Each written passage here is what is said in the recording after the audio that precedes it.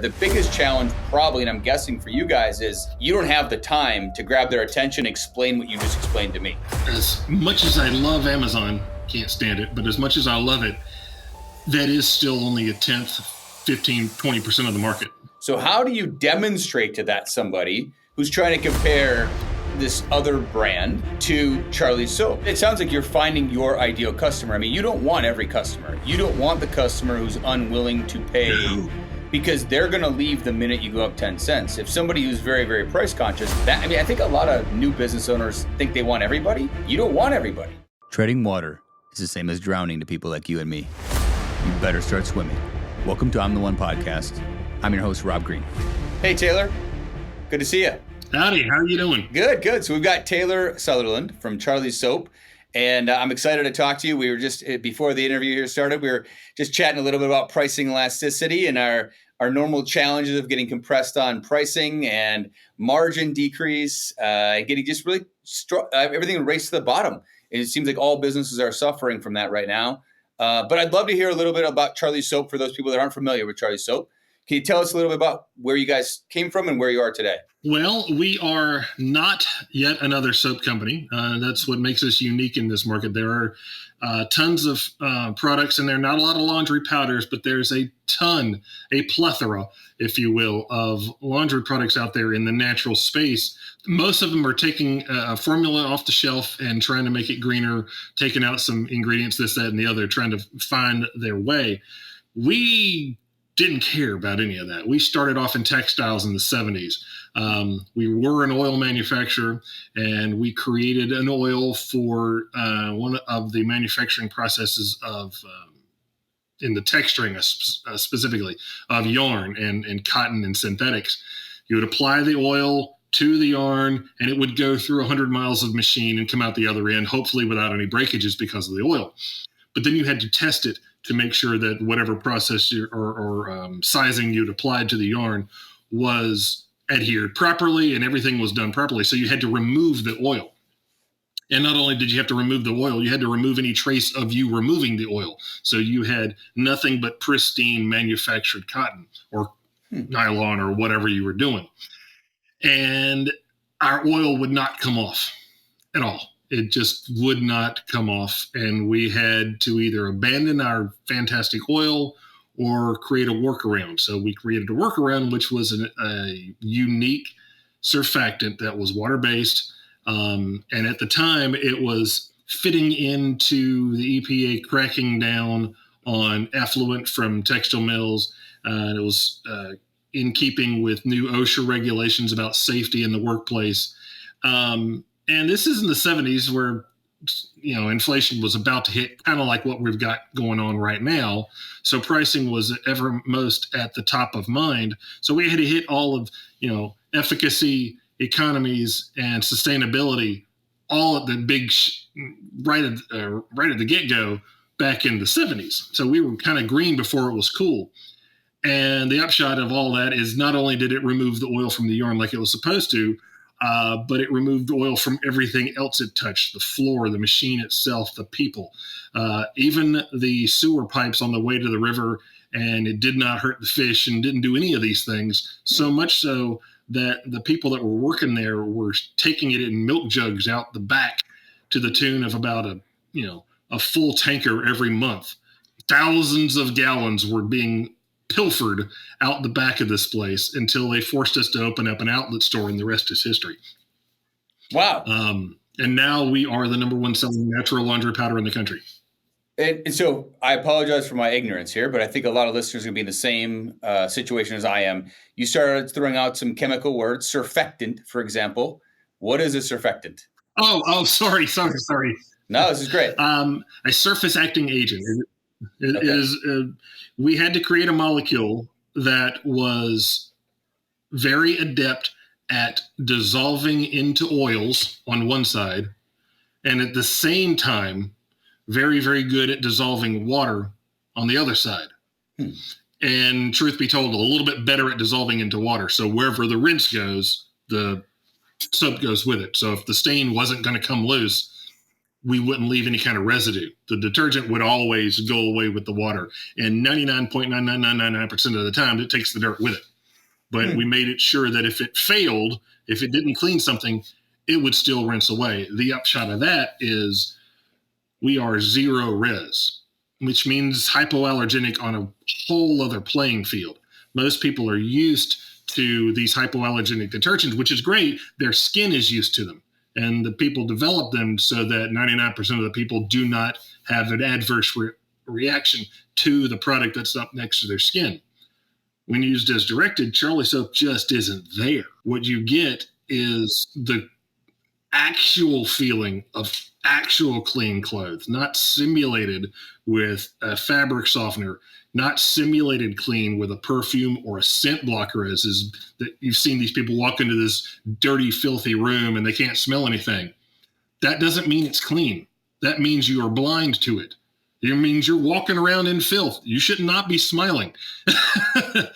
Just because you can't smell it doesn't mean it's clean. With Charlie soap, all of the things are gone, and it's a slow process. When you switch over, most people get that wow reaction. Everything's great, but the people that stay are the ones that they don't really notice their clothes are cleaner until they switch back to the stuff in the closet from the previous season.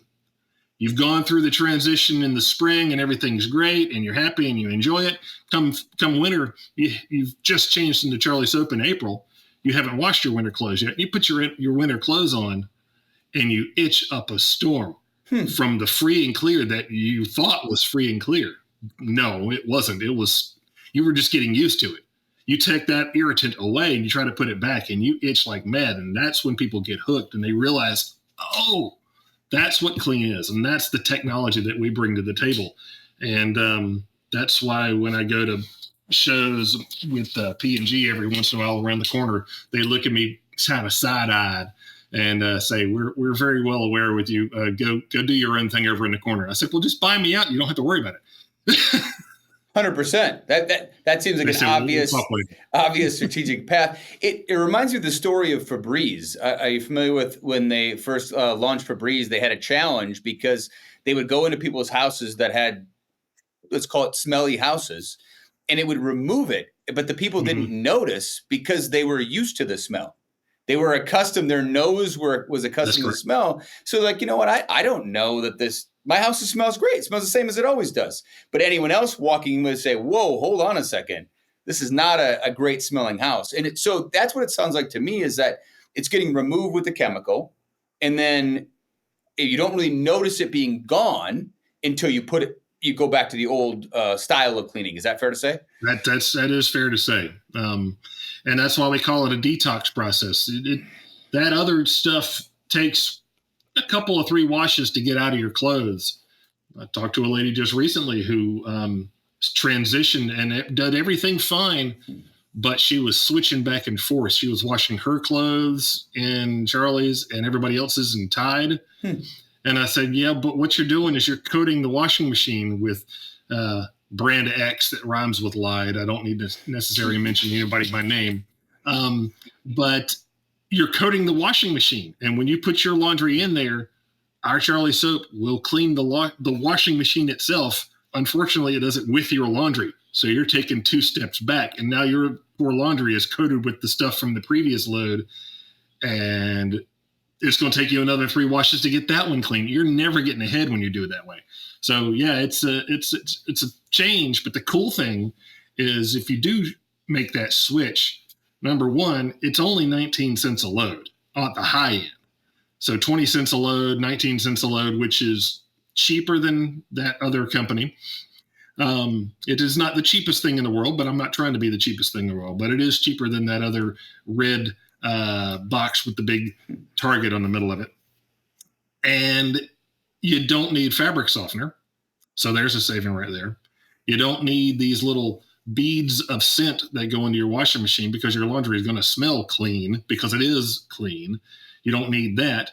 And because that stuff's not going into your washing machine, gumming up the works, chances are you're probably going to get another year or 3 or 4 or 10 out of your washing machine because you're not gumming it up every single day with just sludge. Heck, that's why a lot of times they put a a lubricant in their product to make sure the washing machine doesn't break down. You're not having to use dryer sheets if you don't want to. We've actually got a dryer ball that fluffs up your clothes and reduces energy there. You're saving a whole lot of time and money and effort so that you can get back to life on the back end. You're spending $20 on a bag, but that $20 goes a long, long way. And you're not having those extra expenses at the same time. Yeah, you can buy $5.99 for 5 loads, or you can spend $20 for 100 loads. So choice is yours. It sounds like you're in the unique position of having a better product, it sounds like, which most people don't. Just to be clear, we have a lot of our products are slightly better than what exists. They're not significantly better than what exists in the marketplace, but you sound like you're in the enviable position of having something significantly better. The biggest challenge probably, and I'm guessing for you guys, is you don't have the time to grab their attention and explain what you just explained to me. So how do you demonstrate to that somebody who's trying to compare this other brand to Charlie's Soap? How do you get that across in your messaging to them? The first thing to do is you have to stop them in the aisle. And that way you have to fall into the trap of making a pretty package. So that is the first thing. Okay. As much as I love Amazon, can't stand it, but as much as I love it, that is still only a 10th, 15, 20% of the market. The real money is still in brick and mortar. So I have to stop them in the aisle with a pretty package.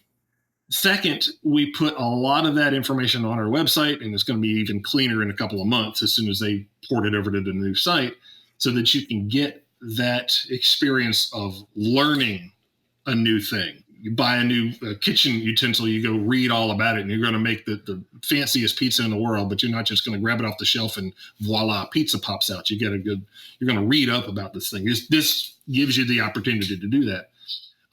We do seed the market with reviews. There are a lot of programs out there that will get your product into the hand of people that can try it and give honest reviews to kind of spur it on. And after that, we just have to rest on our laurels, because we can play the pay-per-click game relatively easily. But even that, I can't, as a small business, I cannot bid on laundry detergent. No. Tide spends $10 a click on laundry detergent. On a $5 item, a $10 item, I can't afford that. So I have to say laundry detergent with 2 T's and a silent P, hoping that somebody typos the thing. And then just be better. It is a very slow burn process, and they use it. 6 months later, they come back with their friends. I just have to hold my breath the first 6 months. And that is, that's daunting when I enter into a new retailer partner, because some of them want you to perform in 12 weeks. I tell them, it's like, this might not be a good fit, because it's going to be 7 months before that person uses it, understands it, switches to their other laundry that haven't tried it on, and gets that wow factor down the road, and then brings in their 10 friends. And by that time, you've kicked it off the shelf, and they don't have any place to go except Amazon, which is why I kill on Amazon. But the smarter retailers are like Walmart and Kroger and Meijer and Fresh Market and and Whole Foods are starting to realize that people are shopping online and are tired of spending for buying Prime and doing all this other stuff and waiting 3 days. They want it now. And if they're going to be out and about anyway, they might as well be out and about and go to the grocery store where they're at, and they can go home and do laundry and get back to their life, which is our whole shtick. I mean, clean for life, because there's more important things to do than laundry. Well, so I've got a marketing brain, and I got like 8,000 ideas for you now, Taylor. So I'd like to try to jump into some of those ideas to try to help you with this, because this is the way my mind works, is optimization. So I love this stuff. So we got a few vectors we can go down, and we'll try to keep it. You tend to be a little loquacious like myself, so I'll try to keep it focused. You rein me in, and I'll rein you in. How does that sound? Because I think both of us are going to off on these tangents. That sounds like a losing proposition. But okay. So first off, can you give us a breakdown? You said Amazon's still a small percentage of the business. I assume, 80 to 85 no, of your... it's the other way around. Amazon is Amazon is a huge part of your business. Amazon's about half of our business. Wow. Okay. Yeah. Amazon is a huge part of our business. Amazon is a small part of the total market at large. Got it. So your goal is to take some of that. Well, my personal opinion on your product is probably people are hearing about it from their friends, and they're going for convenience, and we know that it's on Amazon, and it may or may not be at my local retailer. And I don't want to necessarily go drive there and check it out. But if I hear about my friends and I find it in a retailer, I'm going to buy Charlie's soap. Is that kind of the journey of a typical customer for you guys? That's exactly it. They Okay. get it on Amazon, and then they wander around doing their daily life, and they run across it in the grocery store. They're like, hell, it's right here. Fantastic. Perfect. I'll buy it here. Now I know where to And get switch. it. Okay. So first of all, I'd love to help, maybe probably post this interview, help if I can with Amazon, because one of the reasons you came up is I do think there's some opportunities for you to improve your listings a little bit and write for the algorithm a little bit more to help you guys get more visibility, because it is expensive to pay for the keywords. I'm in a supplement category that's just like laundry detergent, where there's no economical viable reason you could pay that click. It just doesn't make sense to sell a $20 supplement and pay $6 a click. You have to convert everybody, and you're just not. No, I don't pay $6 a click. Yeah. I don't do that. We No, work around the edges. It doesn't make sense financially, right? So, couple other things. I feel like, and I don't know how much time your marketing team has spent on TikTok and TikTok Shops recently, but TikTok Shops is new to the US just 2 months ago. And we have started diving in the last couple of weeks. And me personally, it's very similar to Amazon it's a better algorithm, and it's very demonstrable. We don't have a ton of products that are demonstrable, but the volume we've seen as I've been digging into this data is insane. Crazy volume in very short periods of time. It might be a very viable channel for you guys to get a lot of those user-generated content, UGC, from micro and nano influencers who can show using the product. This is what I got. This is my result. They want to buy from people that look like them, right? They don't want to buy from a model or a celebrity always. They want to buy from somebody, especially in a video format, of somebody that actually looks like them. And that's what I've seen. I saw a product recently. It was a stick vacuum, like a Dyson competitor for $100. They did a couple $1 million last month on TikTok Shops, native to Shops, not going to Amazon. A supplement company just got on there a month ago. They did $3 million last week on Shops. So I'm seeing numbers. I plan to implement that. I did not know about it, actually. I did not know about TikTok Shops. I did know that I do not have a whole lot. Nobody's talking about it, What kind of platform does it use? It's all internal to them. I mean, it's literally. Yep. 100% to them. And I just got started digging into it. I tend to be a little OCD about this stuff. About 3 weeks ago, a friend of mine got on, did 20,000 his first week. And I said, wait a minute, what'd you do? He said, we just got on there and got some influencers. We already had some people who liked our product. It's a pretty good sized brand. And I'm like, okay, we need to have a conversation about this. So I got our friends together. We had a call, and I'm like, I've got to dig into this. And now I'm looking at the data, looking at the creators. We got our shop set up. We're starting to outreach. If you have a demonstratable product, it's a perfect platform for it. It really is, because it's so fast and people buy it right then and there. And then if they use it and like it, then they go say, maybe I don't want to buy. I don't know. We don't know yet. Maybe I don't want to buy in Shops. Maybe I want to buy on Amazon or retail or whatever. But it gets that first beginning of the funnel of, hey, introduction of a product. I don't have a truck, but I saw a product the other day. It was a retractable tie down. They combined a tape measure that retracts with a tie down. And so you press the button and it pulls the tie down tight. I wanted to buy it. I don't have a truck. And I was like, man, I have no use for tie downs. I wanted to buy the thing. I was like, it's amazing. I should buy one of these. It was like $50-$60. And then what we're seeing on this also, Taylor, is we're seeing overflow to Amazon from TikTok Shops because it's new and people don't trust it. So you can see an inflection point in a product's improvement in their BSR on Amazon that if they do a good job, within a week of being on Shops, the chart goes like this, down to a better BSR. It's very, very interesting. And again, they just opened this up in September for US sellers. It's been in Southeast Asia for a while, but really, really interesting, Taylor. I mean, I haven't been this excited about anything on e-commerce since I started doing Amazon 8 years ago. I can take you down that rabbit hole if you want. But also the other thing I want to talk to you about. Yeah. We can go about, and again, I'm not an expert on it yet. We're just doing research and determining what's going on. And I built a small group of friends. Looking in the other direction because I'm sending an email to my team. I can't even wait 2 seconds. I'm sending an email to my team right here while I'm actually doing this interview. Do it. Have them set up TikTok shops. Have them get your products on there. It's relatively easy. The one big lesson we learned, don't make this mistake. I don't know. Do you have any overseas employees? No. Okay. If you it's have all in-house in Stoneville, North Carolina. Okay, perfect. We had one of our employees overseas access our account, and they deactivated our TikTok shop the next day because they want this to be U.S.-based, U.S. sellers, even though he was just logging in on his phone or his computer from the Philippines. They deactivated the account, so we had to appeal it, which just kind of gunked up the works, like some of the laundry detergent gunks up the washing machines, I guess. I know all about having accounts deactivated for no dang reason. So let's dig into pricing, because we talked about this a little before the interview.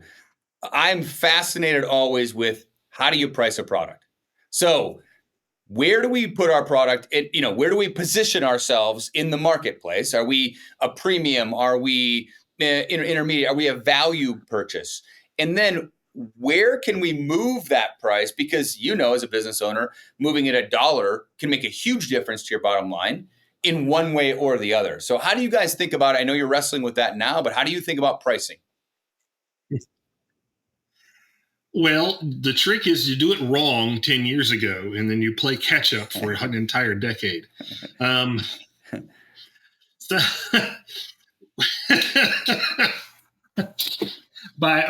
When we first brought the product on board in the 80s, Dad basically gave it away.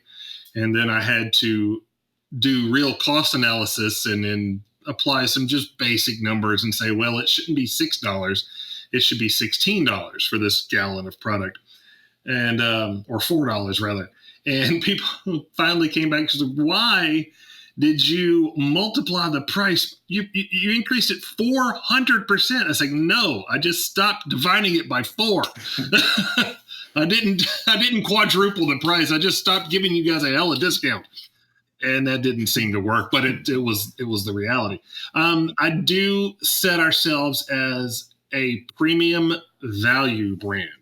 Okay. So you're going to pay more on the shelf, be that shelf on the line, online, or whatever, but experience savings down the road. So you're spending $20 for 100 loads rather than $5 for the same. I can't do math in my head for the same amount, because you just don't have economies. You have to go for those larger sizes. Just like I don't have economies to do a $5.99 item. I just can't move enough units at that volume because I'm not putting up billboards and radio and TV and everything that you're not supposed to do nowadays. But so I have to get the best bang for my buck. And then at the same time, I can't be so far out of the curve.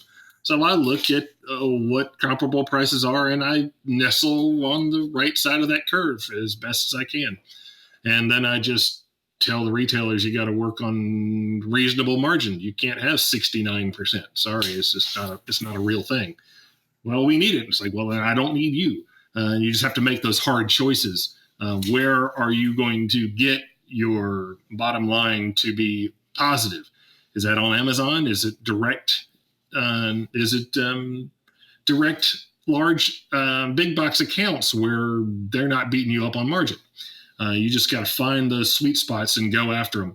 And everybody that wants too much, you just have to say, I can't afford it. I can't afford to grow it where you want me to spend it.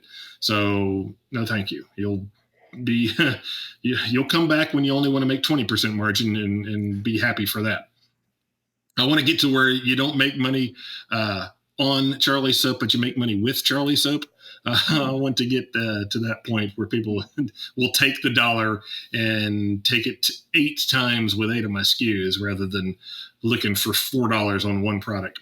But you price it, and then on top of all that, because it's so concentrated on a laundry powder, for instance, our 50 loads of laundry is this big. It's a tiny little thing. And then it physically disappears on the shelf. It ends up down on the bottom, behind next to something, and very diminutive in size. So even though you've got a good shelf price and the right price point and you're in that curve, it's so damn small you can't see it. And since I'm trying to be in that brick and mortar, because that's where you get that free advertising, essentially, you run into other problems. All I can make the bottle too big and have a little bit of liquid sloshing around at the bottom. But how many customers are going to be completely teed off by that? Most of them. I don't want to have the potato chip situation where there's no product in the box, but I only made it that way to make it look big on the shelf. You can't play games. I mean, you can play a few of them, but you have to give the people what they want and make sure that they can actually use it and get it at a fair price. And by the time it hits, luckily we have seen that there is more price resiliency to the consumer than I anticipated. People will spend an extra $5. Not all of them, but some of them, just to get it. So that's a good place to be, which has allowed us to creep up and up and up and up and up until I got so much pushback. It took me the entire year to change prices. And I say, well, I guess I'm near the ceiling at that point. Just push until you get pushed back. Yeah. So that sounds like you're finding your ideal customer. I mean, you don't want every customer. You don't want the customer who's unwilling to pay. No.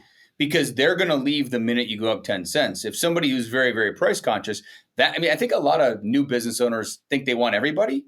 You don't want everybody. You want your customer that is a raving fan about your product.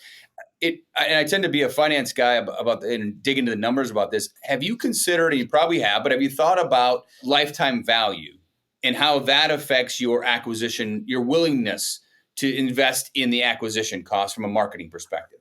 You mean just from an analysis standpoint or from a marketing standpoint? Well, but I tackle both, actually. From an analysis standpoint, it's, feast or famine on a daily basis. So you do what you can do. Am I going to get to the end of the day or not? So I want to look 2 years down the road.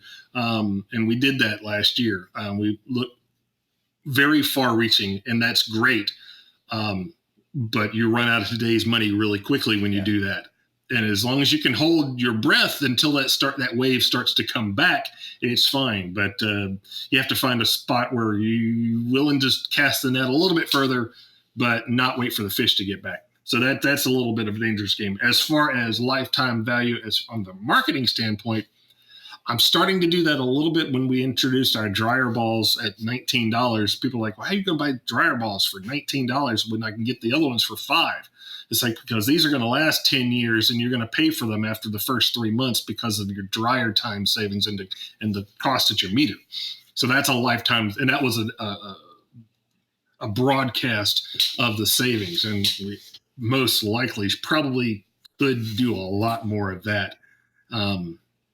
I'm hoping the new website will give us a lot more flexibility for pop-ups and explanation without being so inundative as to be unmanageable, unwieldy, and unnavigable like our current site is. That's why we haven't gotten into TikTok, because I've spent most of the time trying to fix our own website, which is currently feeding us. Amazon's the biggest one, then Kroger, and then Walmart, and UNFI, and then our website's right up there in the top. It's currently working. The ball is rolling. Let's optimize that, then go spend money on something else. And right now it's busted. It works, but it's got 3 flat tires and 1 hub. But the car is technically rolling. I don't know how, but it still is. So we're putting 4 new wheels on that puppy, and hopefully by the Q1 it'll be streamlined, so I don't have to waste abandoned carts and fix all that, and then use that money to go after these new things. But I'm on a short timeline finally. One thing we did a few years ago, we first started selling powders. It was an MCT oil powder. It went into coffee or other shakes and drinks. And it was a monthly, if you use it every day, it'd be a monthly recurring. What we did is I really analyzed the lifetime value of a consumer by the cohort of how they came into the business.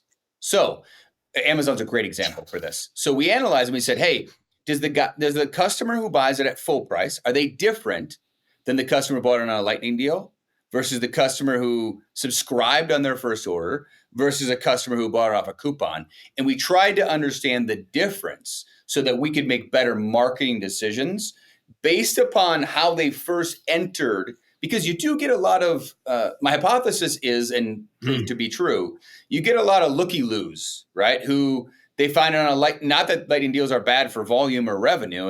And Taylor, I say this all the time, but revenue is vanity, profit is sanity, and cash flow is reality. And everybody talks about revenue, right? But you already mentioned this, like, hey, if I had unlimited money and I had a big lifetime value, but it took me 10 years to capture it, I'd market like crazy because I know I'm going to get my money back down the road as they can come in and they buy over and over again. So we did a simple, relatively simple analysis. If you can hold your breath for those 10 years. Exactly. So how sticky are they? Do they stay with us? Do they, you can only model out so far until it actually happens. But we found that to be very helpful. And what that allowed us to do once we understood the lifetime value, and it was a little easier than what you guys are facing because it was monthly.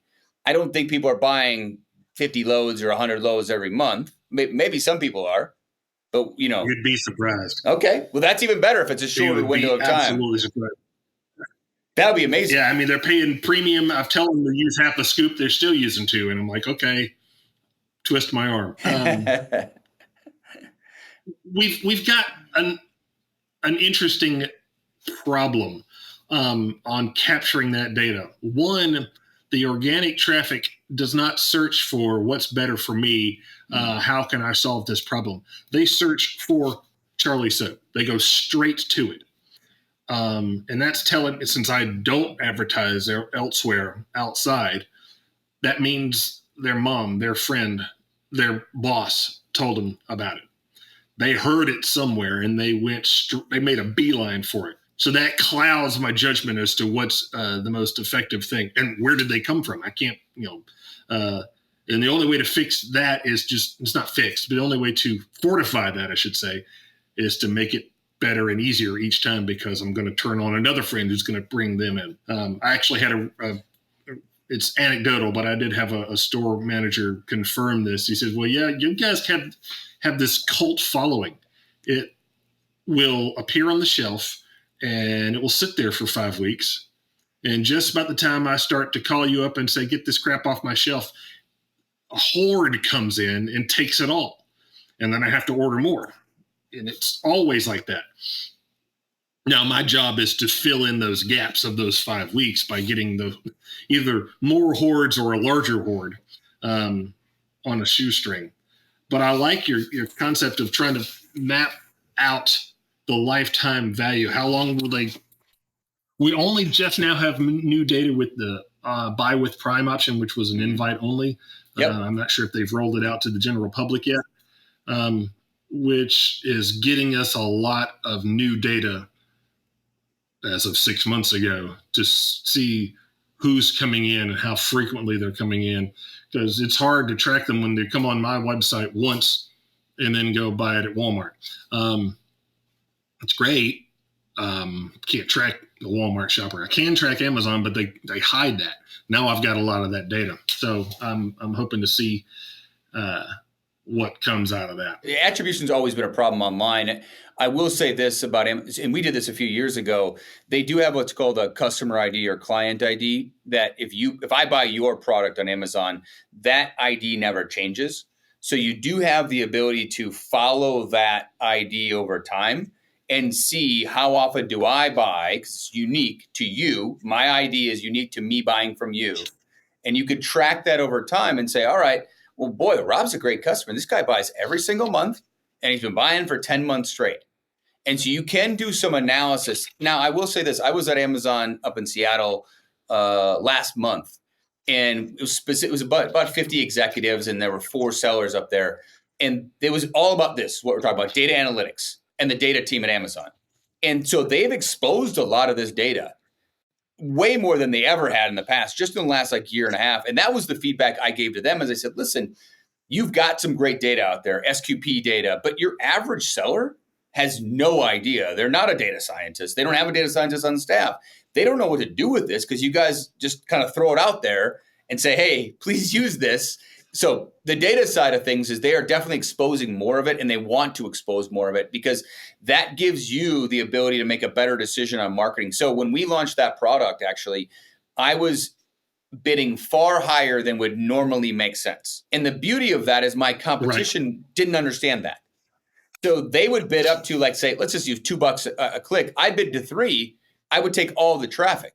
So we were able to launch and make money because we were able to build that customer base, get recurring revenue, get the recurring subscription. So that's one thing that we were able to do. That's why subscription models or subscription products are so great, because we were able to understand that. Another thing for you, Taylor, is that they recently launched this. They talked about it for like 5 years, but they finally made it available. You now do have the opportunity to offer a promotion on the first order if they subscribe. So I'm not sure if you guys are using that or not. You can set a different discount on the first order if they subscribe on their order. So I know I've got a friend who has supplements, and he's been playing with that 20, 30, 40%, whatever it might be, and trying to see how fast do his subscriptions change and grow depending on the promotion that he's offering on the product. I did not know you could do subscribe and save with the subscription savings on the first order. I didn't know you could do that. It's new. Okay, that's news to me. But then again, I don't have my hands in it all day, every day, but I will certainly look into that. We used to do subscribe and save when subscribe and save was offered, which is probably why we keep getting offers to beta test a lot of new programs. When subscribe and save first came out, we were the number 3 product requested for it out of the entirety of Amazon. Wow. Which is insane. Wow. Yeah. It's up there with diapers, batteries, and Charlie soap. Wow. They had the vendor team had it for years, where if you wholesale to Amazon, they could do that where you could say, and you see this a lot in beauty, where it'd be like 40% off your first order if you subscribe. And I remember I was at Amazon a few years ago, and I said, hey, wait a minute, how do I get that? Like, oh, it's on the roadmap.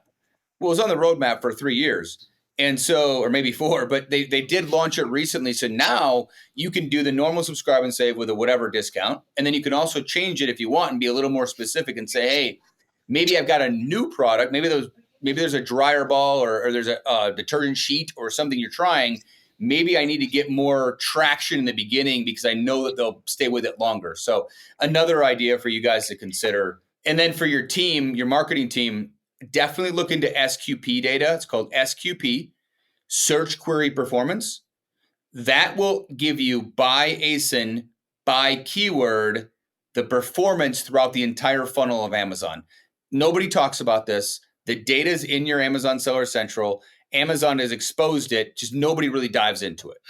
We have a third party group that does all the number crunching because it's just me and Ken. Okay. So we have to farm that out for a reasonable fee, and they're diving into and they're all former Amazon people, as all of these people are. Yeah. So they know where to look, and I will certainly bring that up. But I did not know we could offer a first time subscribe and save, because the problem was when we offered X amount of percent on subscribe and save, it was okay because only a few people would get it. Well, the problem was 50% plus of our purchases were subscribe and save at discount. So they wondered why I had to cancel the program. It's like, because everybody's on it. They're like, no, it isn't. I said, run the data. They're like, oh shit, it's 55%. I said, exactly. I can't afford an extra 8% discount. Right. I just can't. Yeah, no, the margins don't make sense. Then don't do it. But it might be a great way to get people to try it that haven't ever tried it. I did, yeah. But I think this. I'm the world's worst guest because you're giving me these wonderful ideas, and I'm typing them out to my team on the interview. Well, either that or you are the world's best interviewer. One of the two. Well, you have the same disease I do, which is the quick start disease, where as soon as I hear something, I start doing it. So that is a good thing, I think, to get the team working. I know what's going to happen by the time this conversation is over. I'm going to forget my own name, let alone all the things you told me. Well, it's either that or I can frantically start writing it down. I can type a lot faster than I can write. I took a few notes as we were going, but I think this has been great. So this is why I'm doing this, to be honest with you. I love this stuff. I've got a bunch of friends that do e-commerce specifically. They own their own businesses. We get together, we share like best practices and what's working, what's not working. We've been doing it for 6 years. We get together every 4 months. And so I love helping people if I can. want to add value any way I can. So, and I think it's valuable for our listeners to see, hey, there's all sorts of businesses, but a lot of these same principles apply to every business, right? It still comes down to operations, sales and marketing and finance. No matter what it is, those are your three pillars of every business. You have to get them all dialed in to be able to make it. All goes back to Sun Tzu anyway. little art of war. If I could just get, there's just, we're not killing anybody, thank God. I just wish I could match the success that we've had on certain online venues with another up and coming online venue that everybody loves to shop in their retail outlets, but nobody knows they have a website, i.e. Walmart. They have a website? Yes, they have a website. It's a unique beast, and they seem to like me, so I'm going to butter them up every chance I get. I don't have to butter too hard because we're like the idiot brothers who inherited a farm that no matter how badly you manage it, it still grows corn. The Charlie soap still crops up, and as long as we keep the machines running, which we're the ones that created them anyway, they'll keep coming back. All I've got to do is optimize that flow. And that's a daily struggle, especially in the middle of promo and pricing redo season, which has been for the past 3 months. What are our promos for next year? I don't know. Give me 60 days and I'll be right back to you. So I've been doing all that. And you're a great example of what we all do. As a lot of people say they want to do what we do, but are unwilling to do what we did to get to where we are. And I find that you're a great example of wearing all these hats and trying to figure it out. And you've got outsourced talent, you've got part of the team internally. So I think you're a great example of some of the challenges that we all face in all of our businesses. I mean, nothing's ever going to be perfect or running perfectly. And then how do we optimize each facet of that business? We've been granted the luxury of failure. Our product was so well received that whenever we screwed the pooch and offered it for too expensive, or the website broke, or we introduced it to a store that it wasn't ready for and failed, the customers kept coming back and wanted it anyway. So we were able to learn from our examples of failure. A lot of new businesses don't get that luxury. They fail and that's it. And we're very, very blessed for that, for the position we've been in for that. But on top of that, when I started in 2002, I literally wore all the hats. I was accounting. I did some sales. I was IT. I restructured the entire billing and system from a bunch of hacked together Apple IIe spreadsheets. There was still an Apple IIe running inventory in 2002. It had a big sign on it that says, "Do not unplug," because they were afraid it would just die and never turn back on again. That's where our inventory was run on. So I modernized all of that, and I took a 2-week vacation, and it all came crashing down on my brother's ears. They said, "You're either not allowed to go on vacation anymore, or you're not allowed to do all these jobs." I said, "Thank you. Please fire me from all these positions." And we sat down and we carved out each person's niche. And I said, "I want to do sales. I want to tell the story. That's fun." And that's where I've been since 2004. And it's been a huge success. Just to think back from being a little kid carrying the old bottles that were barely badly screen printed and never flamed. You don't get them wet because all the print would wash off. Running around with a radio flyer, selling it door to door to the friends and family, to where we are now. It's been an amazing journey. I wish Dad were still here to see what we're continuing to do with it. We lost him on Thanksgiving 2 years ago, and it's not quite been the same.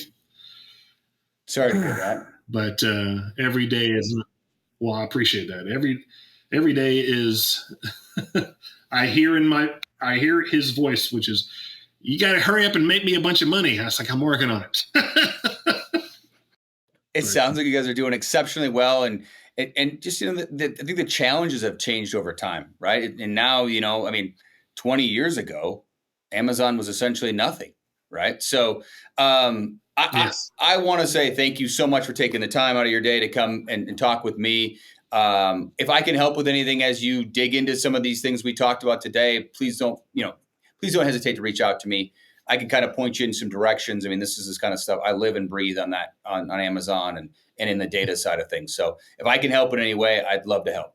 Well, you may have already helped with a couple of those ideas that have been pushed off to the ether. We'll see what you literally can help by sending me your email address and with your address, and I will send you a sample if I haven't already. All right. You'll try it and love it, and find yourself telling all your friends, "It's like, damn it, I did." I'll leave you with this kind of story that kind of encapsulates the rabidity of our fans. I had an old bumper sticker that said, "I washed mine in Charlie soap," and a little caption says, "And you want to see it." It was definitely double entendre there, but it was an old bumper sticker on an old beat up van, and I was driving through downtown Greensboro in 4-lane traffic with the traffic lights and everything. I came to a stoplight, like you do, and a guy jumped out of his car behind me and starts running at the car. Now, I'm not exactly on the nicest side of town, but and I'm thinking I'm about to get carjacked.